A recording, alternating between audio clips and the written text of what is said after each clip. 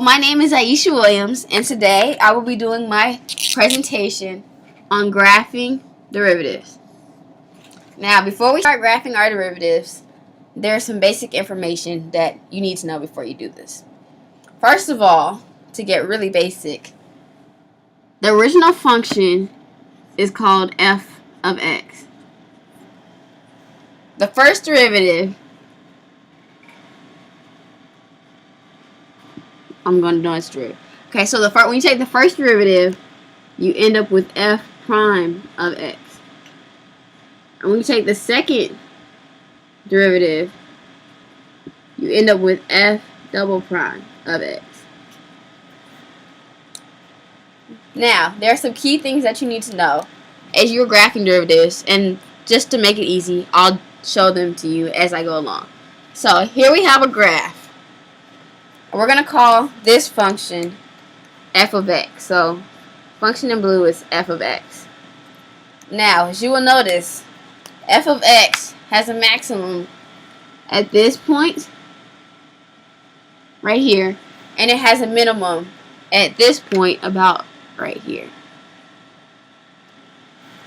Now, because the original function f of x has a maximum here, the derivative f prime of x would then be equal to 0 approximately right here.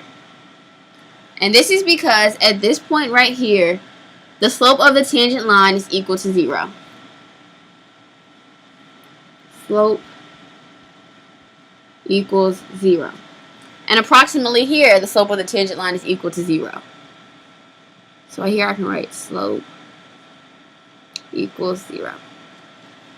And the first derivative is the graph of the slope of the original function. So if the slope is equal to 0, then the first derivative is equal to 0. So here I'm going to plot 0, and also here I'm going to plot 0. Now the next thing to remember is that wherever f of x, which is the original function here, is increasing, f prime of x, which is the first derivative, is positive at that very time. So to just graphically write this, I can do like this. So it's going to look something like this. And graphing the derivative is not an exact science. You just need to know like where it's equal to 0 and where it's above and below the y equals 0 line. So because it's increasing from here to here, the first derivative has to be positive, which means y is greater than 0 until you get to 0 where the slope is 0. And that is because this is a positive slope right here, so the first derivative has to be positive. Not necessarily have a positive slope, but it has to be positive. Now, as you can see between here and here, here and here, that's probably a little better. The original function f of x is decreasing.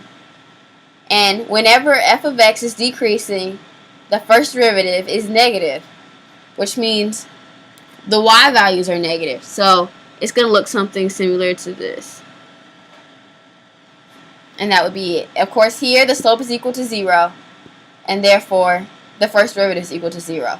But wherever f of x is decreasing, f prime of x, which is the first derivative, is negative. So right here, the values are negative. Now, as you can see here, f of x is once again increasing.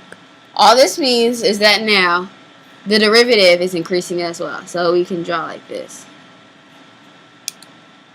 Another thing that I didn't point out before, but I needed to point out, is that this f of x is differentiable this whole place through. So that means you can take the derivative.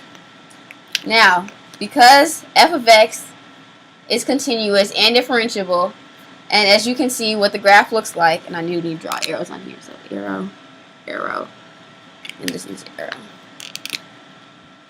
So because the graph of f of x is continuous and differentiable, and the graph of x prime of x, which is the first derivative, is continuous and differentiable, as you can see here, we can also take the second derivative. And so actually, I need to draw. This is f prime of x. So the pink line is f prime of x. The blue line is the original function f of x. The second derivative is going to be in green and will be noted as f double prime of x. So once again, we're going to do this sort of similarly to how we did it before. And so where f of prime of x has a minimum or a maximum is going to be where f double prime of x is equal to 0. So that looks to be about here. So we can kind of draw up this line. Once again, the green is the second derivative. And so wherever f prime of x has a slope equal to 0, which is approximately here. So slope equals 0. F double prime of x is equal to 0.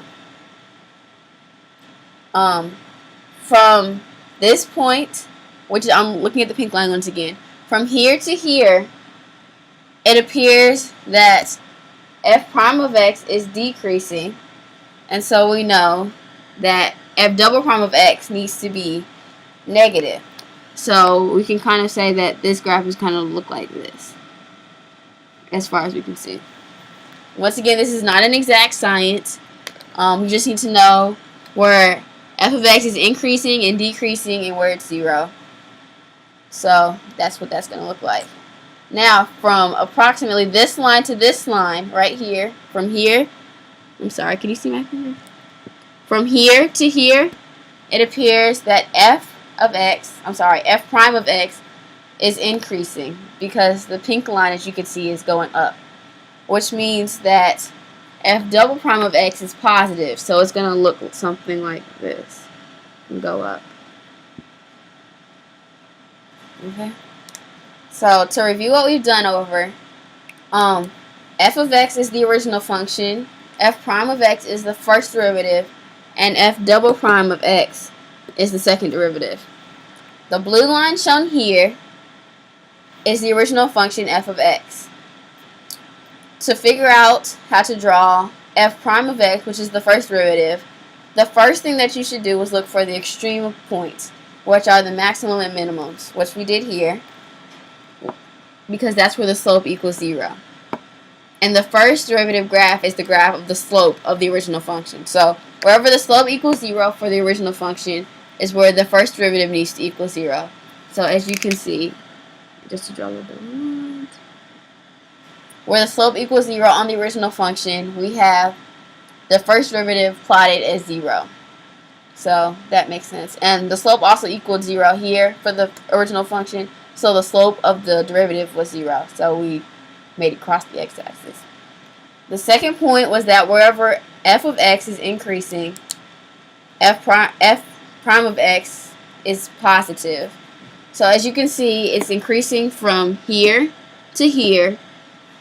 And so f prime of x has positive y values, as you can see, from here to here. Wherever f of x is decreasing, f prime of x is negative. And so as you can see, from here to here, from here to here, f prime of x is negative right here, which is the pink one. When you go to do the second derivative, it's approximately the same strategy. What you're going to do is you're going to look for wherever f prime of x this time equals 0. So for this one, you look at this one, and at this one, you look to this one. And so wherever f prime of x has a maximum or min is where the slope is equal to 0. And so you graph f double prime of x is 0. And as you can see, this is one of those points where f prime of x had a minimum. And so f double prime of x was equal to 0. Same thing with the increasing and decreasing. From here to here, f prime of x was decreasing, and so f double prime of x had y values less than 0. And from here to here, f prime of x was increasing, and so f double prime of x had positive y values. And if you were going to take the third derivative or the fourth derivative, you go through approximately the same type of strategy that you did here. And that is how you graph derivatives. Thank you.